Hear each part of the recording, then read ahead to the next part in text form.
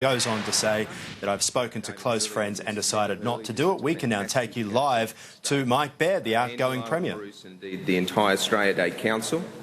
The vision that we see from both of Angelo and Bruce, together with the Council, I think has been unbelievable.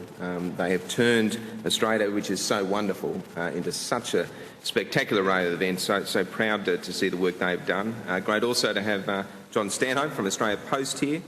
All the Kari representatives, so fantastic to work with you. And our Australians of the Year from New South Wales. I think all of you would agree, isn't it incredible to have people like that? You see people like that and you think, wow, I am so proud to call this state and this country my home when you have incredible people like that. So I'd say absolutely to Josephine,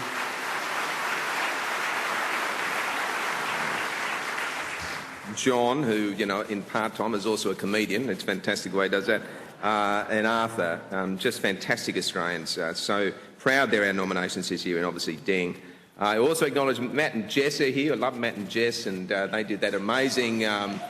they're amazing talent. I think they're going to rock the world, Matt and Jess. So watch them. I've met them, amazing young couple doing such great things. Guy Sebastian as well. Look, I have to mention this, and look, it's my last speech so I can indulge myself. So... But my wife and I love Guy Sebastian, and recently, like, it was actually quite a romantic thing. We used to do this when we were teenagers, but my wife said to me, look, I thought of you when I heard this song, and it was Set in Stone by Guy Sebastian. And I don't know if you know, I mean, it's completely soppy and totally under, but it was actually very, very moving to me. So Guy, can you play Set in Stone when that comes out? And it's just a move my wife and I. Just join in if you want.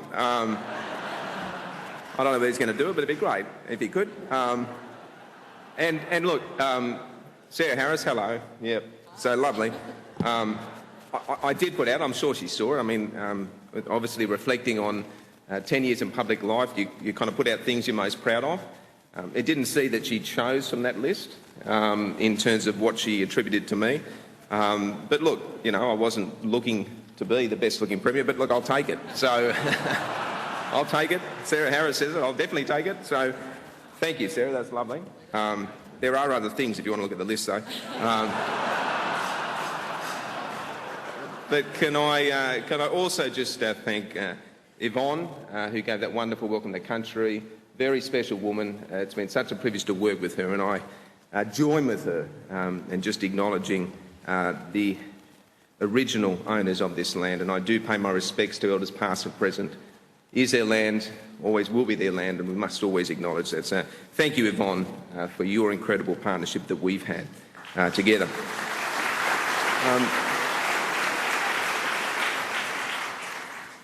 Look, a week is a long time in politics, but I've also found something else, that 24 hours after you resign as Premier is actually a pretty quick time. You know, my department, love them, bless them, they love me. No, they do. Oh, they do, actually. Some do. Yeah, OK, there's 4 out of 350, but that's OK. That's not... but, you know, they came up and said, oh, you know, Premier, that's very sad you're resigning. Anyway, we're going to need your phone. Hang on. It's even been 20 hours. We need your iPad. Look, you can take your time packing your office up. 5 o'clock, please. The car is going, apparently. Now, look, that's fine, except the fact what that leaves me with my Wi-Fi and my teenage daughter, is a Holden Getz. And it's red.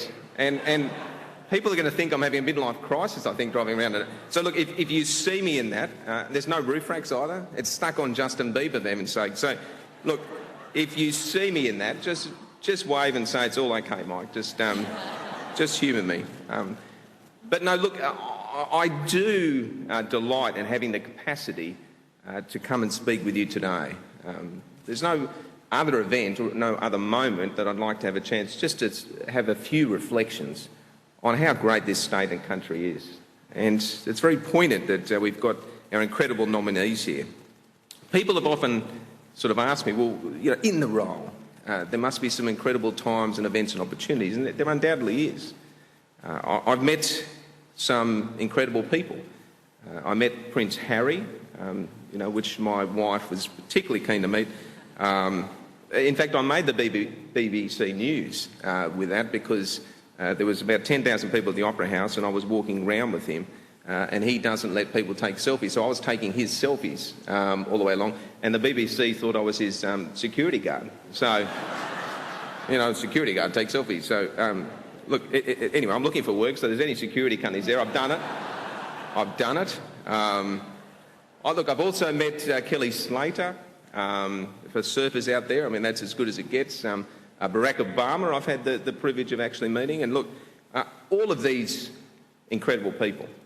And you think, well, that obviously has to be part of the highlight. But it's not, And as I've thought about Australia Day and I reflected back on Robert Menzies' words 75 years ago, and he spoke about the forgotten people.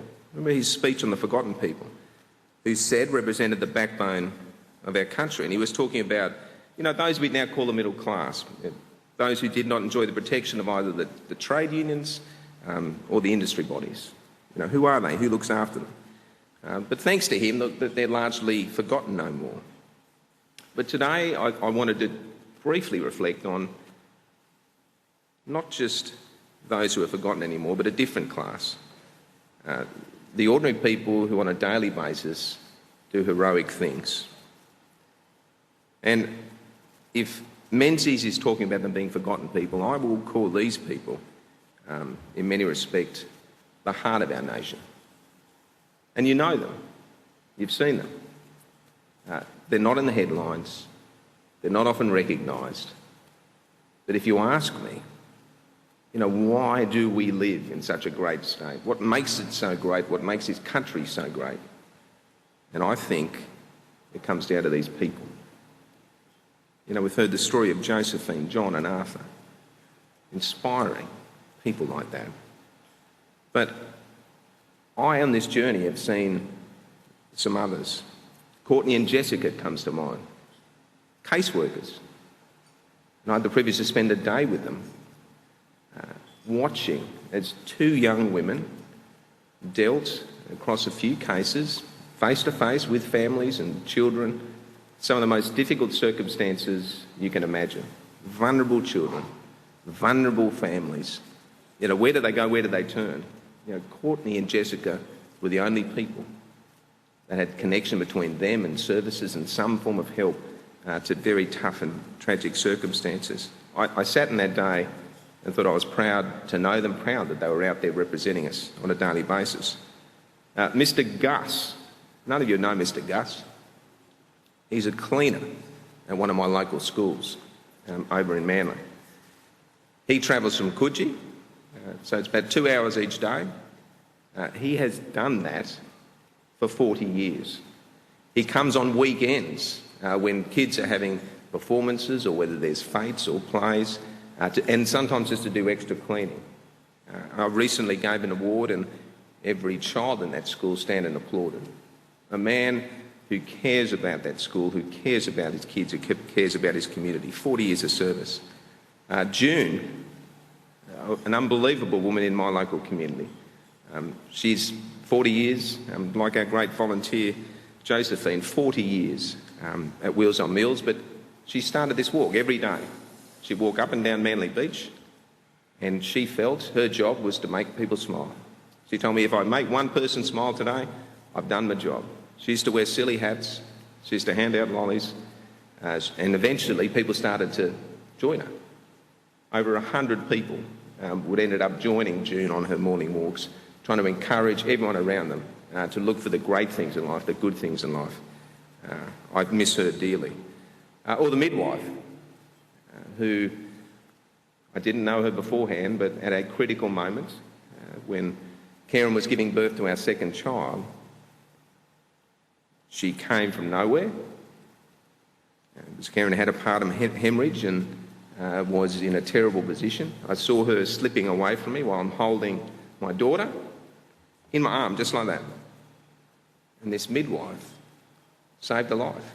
Her skill and experience, midwives like her across this great country are doing incredible things. Young Quentin, I had the privilege of meeting this year. Quentin, who comes from an Indigenous family and community, he decided, unlike anyone else in his family or community, he wanted to finish his HSC.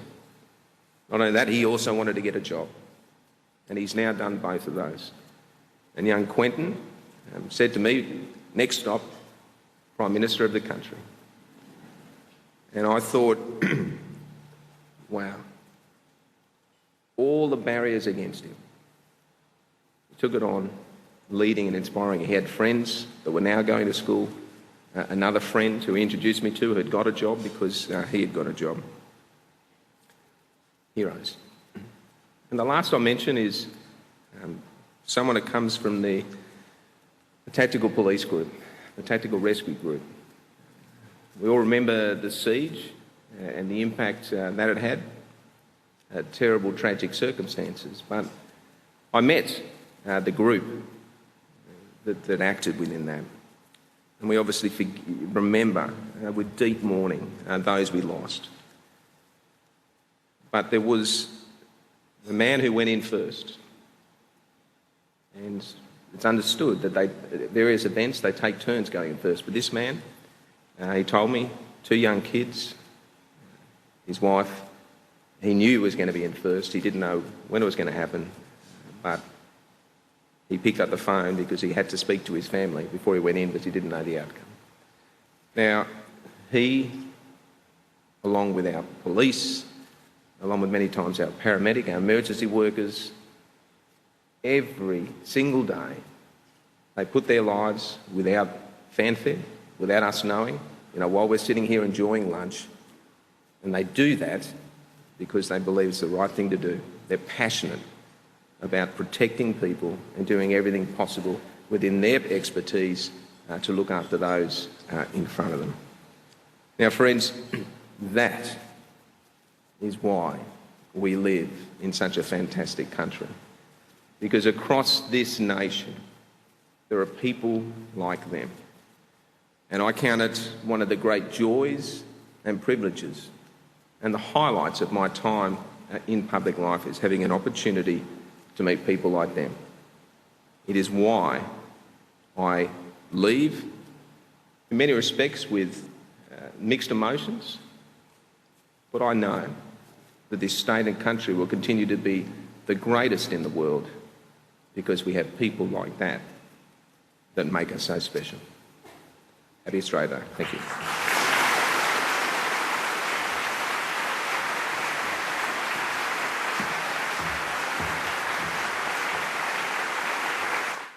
Premier Mike Baird. There you have it, Mike Baird speaking live at the Australia Day launch in Sydney, his final time as Premier of New South Wales after announcing his resignation, which came as a shock to most yesterday. Somewhat relaxed on stage today, though, but a serious tone at the end, giving